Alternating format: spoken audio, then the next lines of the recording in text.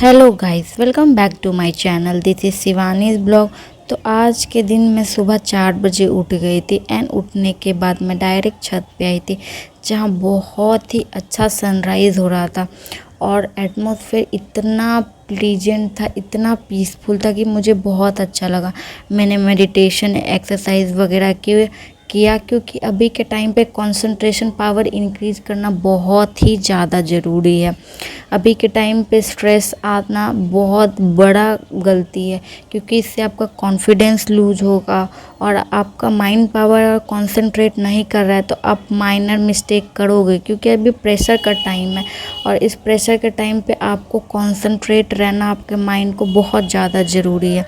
तो मैं छत पे मेडिटेशन वगैरह करने के बाद नहा कर बैठी पढ़ने के लिए एंड पढ़ने के बाद मैंने कोई टू डू लिस्ट, अब जो लास्ट के 4-5 डेज बचे हैं उसमें मैंने टू डू लिस्ट बनाना छोड़ दिया है एंड मैंने सबसे पहले अपना डेट काटा और सोचा कि अब एक और दिन ख़त्म हो गया और एक दिन फिर से शुरू हो गया, तो जिसे मुझे बहुत एनर्जी के साथ स्टार्ट करना है।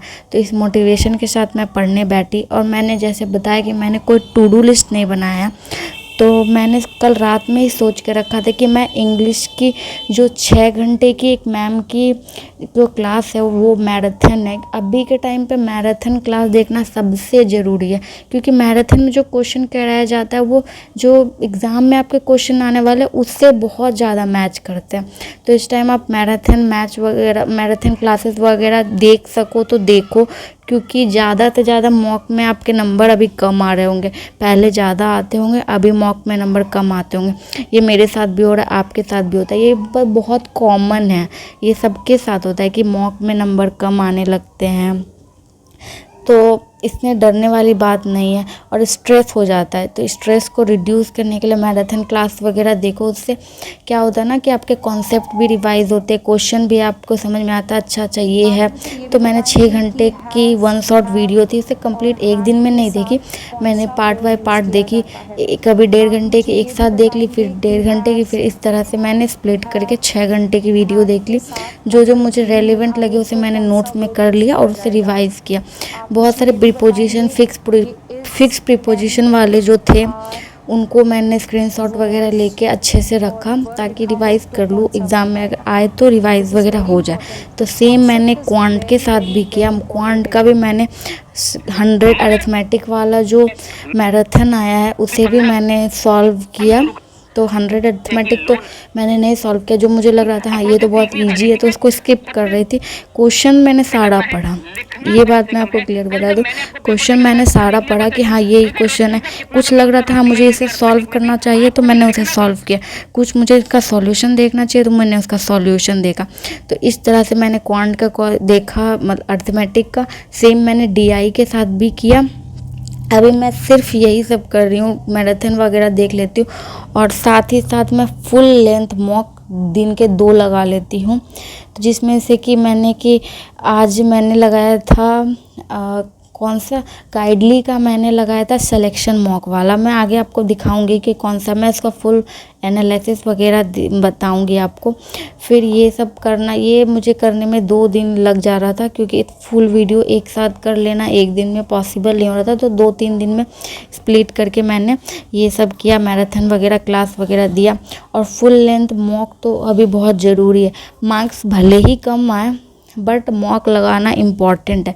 हाँ, लास्ट जब एग्ज़ाम के एक दिन पहले आप कोई भी मॉक ना लगा, उस टाइम अपने माइंड को बिल्कुल रिलैक्स करें।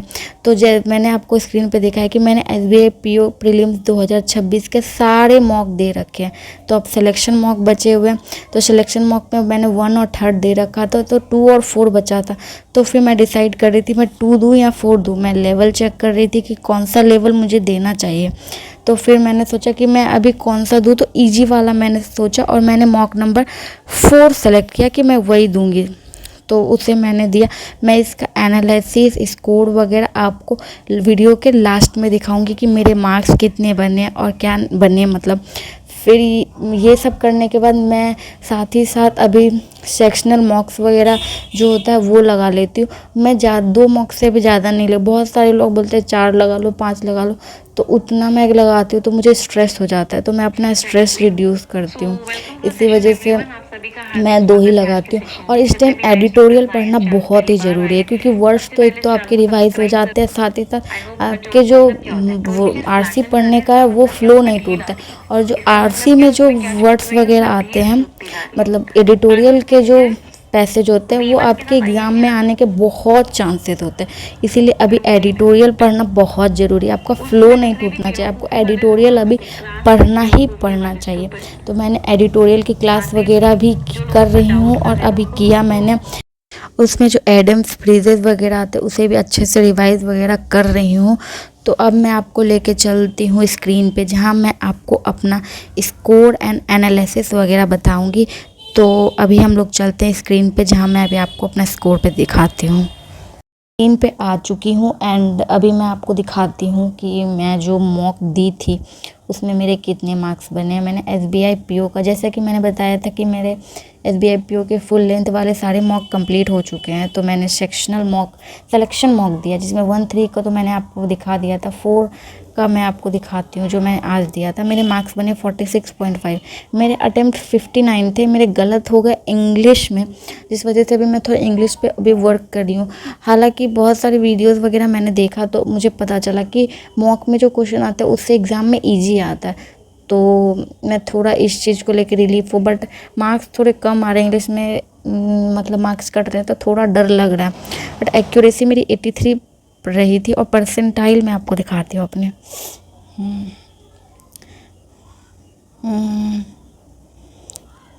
अभी इंटरफेस वगैरह चेंज हुआ है।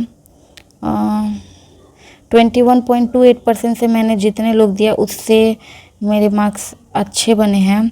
अटेम्प्ट 59%, ये एक्यूरेसी एक्सीलेंट रहा है मेरा।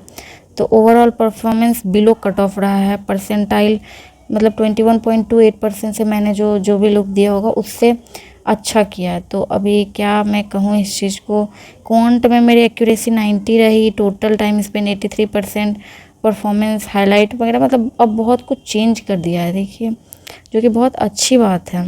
ये इंटरफेस मैंने बहुत दिनों से देखा भी नहीं था, बट अभी बहुत अच्छा कर दिया है।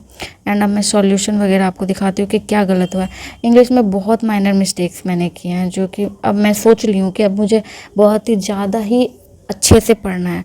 ये जो 3rd नंबर वाला जो स्टेटमेंट है, before the storm hit make sure to tie the small wooden boat fast to the dock, सही तो है, बट मैंने क्या किया, फास्टेंट हो जाता है, क्योंकि फास्टेंट मतलब टाई होता है, बट यहाँ तो टाई द स्मॉल लिखा हुआ है, तो फास्टेंट क्यों होगा, दोबारा फास्ट में तेज़ी से बंद किया तो ये तो सही होगा, इस वजह से ये रॉन्ग हो गया। बस आप भी समझ सकते हैं कितना सिली मिस्टेक है। ये मुझे नहीं पता था कि executive secretary was officially asked to minute या मिनट जो भी पढ़े the proceeding of the annual board meeting. यहाँ पे जब होता है इसका मतलब रिकॉर्ड करना होता है, ये मुझे नहीं पता था, जिस वजह से ये गलत हो गया था। माइन्यूट मतलब मिनट मतलब, या माइन्यूट या मिनट जो भी प्रोनाउंसिएशन होते हैं, रिकॉर्ड होता है इसका मतलब, तो ये एक गलत हो गया था।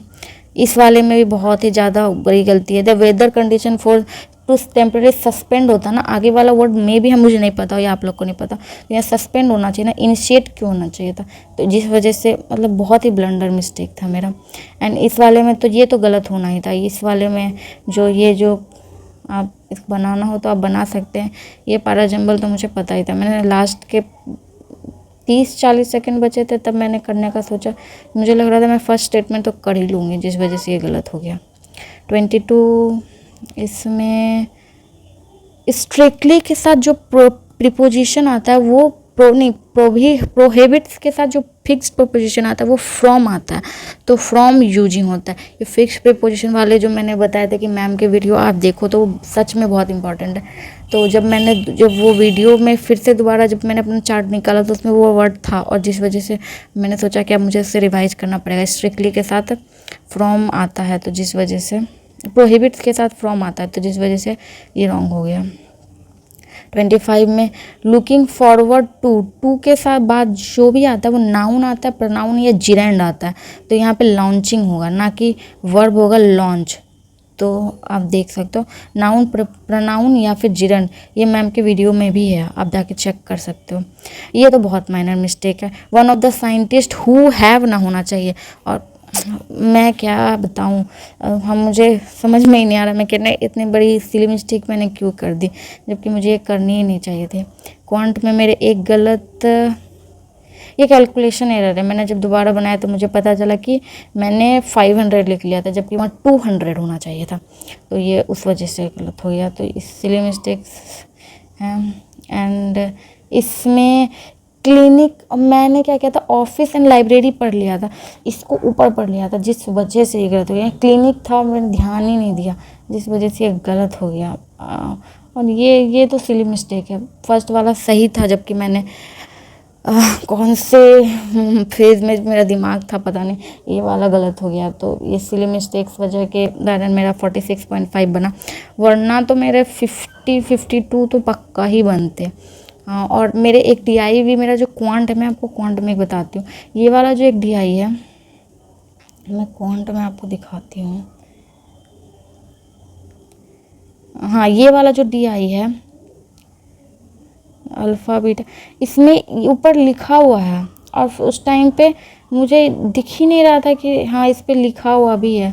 उस टाइम नहीं लिखा हुआ था, जब मैं मॉक दे रही थी तो मुझे इतना टाइम लग रहा था एक एक लाइन को रीड करने में कि मैं आपको क्या बताऊँ। अभी चेंज लग रहा है, उस टाइम एक मतलब ज़रा सा भी नहीं था, और मैंने एक एक लाइन गिन कर पढ़ रही थी, उससे मेरे दिमाग में प्रेशर बन रहा था, और जिस वजह से ये DI करते करते रह गया। मैंने DI को एक एक लाइन को क्या, उसी को करते करते, यहाँ एक जैसे आप 40 और 60 के बीच देख रहे हैं, वहाँ मेरे 10 लाइन छोटे छोटे, उस लाइन को मैं गिन रही थी, फिर लिख रही थी, सब मैं वही कर रही थी, जिस वजह से बहुत ज़्यादा टाइम लगा था। अभी तो दिख रहा है कि इस पर लिखा हुआ डायरेक्ट, अगर इतना उस टाइम लिखा रहता तो मेरे तो क्वांट में अटेम्प्ट अभी कितने 9 हुए ना, ये 15 तो पक्का चले जाते हैं, तो इसमें उस वजह से मार्क्स चलेगा। खैर एक्सक्यूज़ तो नहीं कहूँगी, बट हाँ इनका थोड़ा बहुत तो रहता ही है। आई होप आपको ये वीडियो अच्छी लगी हो। Thanks for watching this video, and अपने इस मॉक को आप अटेम्प्ट कीजिएगा, एंड अपना मार्क्स कमेंट सेक्शन में ज़रूर बताइएगा कि आपको कितना मार्क्स आया, और कि इंग्लिश में कितने करेक्ट हुए, क्वांट में कितने करेक्ट हुए, रीजनिंग में कितने करेक्ट हुए, आप सबके बताइएगा। Thanks for watching this video, do like, subscribe and follow for more. Thanks for watching this video guys, bye, and all the best for the VIP 2026 guys.